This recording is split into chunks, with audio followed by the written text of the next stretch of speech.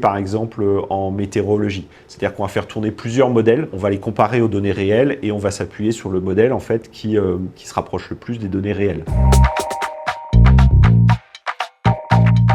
Le premier point, c'est de vérifier en fait les mécanismes de contrôle qui sont mis en place. Si on en fait un usage personnel, bon, très bien, mais si on en fait un usage professionnel, il doit y avoir un certain nombre de mécanismes de contrôle qui existent dans l'outil ou la solution qu'on va utiliser. Les mécanismes de contrôle, ils peuvent être multiples. Le premier, ça peut être ce qu'on appelle une boucle de rétroaction, c'est-à-dire que on va utiliser en fait les résultats fournis par l'IA pour améliorer en fait les réponses qu'il est susceptible d'apporter pour les résultats futurs. On peut utiliser plusieurs systèmes en parallèle. Là, on va parler de redondance, c'est-à-dire qu'on va demander en fait la réponse à une question à plusieurs IA en même temps, et puis ensuite décider de quelle réponse nous paraît la meilleure. Ça, c'est des mécanismes qui sont très utilisés par exemple en météorologie. C'est-à-dire qu'on va faire tourner plusieurs modèles, on va les comparer aux données réelles et on va s'appuyer sur le modèle en fait qui se rapproche le plus des données réelles. On peut avoir des mécanismes de décision humaine, c'est-à-dire que l'IA fournit une recommandation, l'IA fournit une information, mais de toute façon la décision est laissée à l'humain. Et le dernier mécanisme de contrôle qui doit être en place, c'est un mécanisme de traçabilité, c'est-à-dire que dans un usage professionnel, toutes les discussions qu'on peut avoir avec un chatbot IA doivent être tracées d'une manière ou d'une autre. Du coup, ça permet de contrôler après coup s'il y a eu un mésusage de l'outil.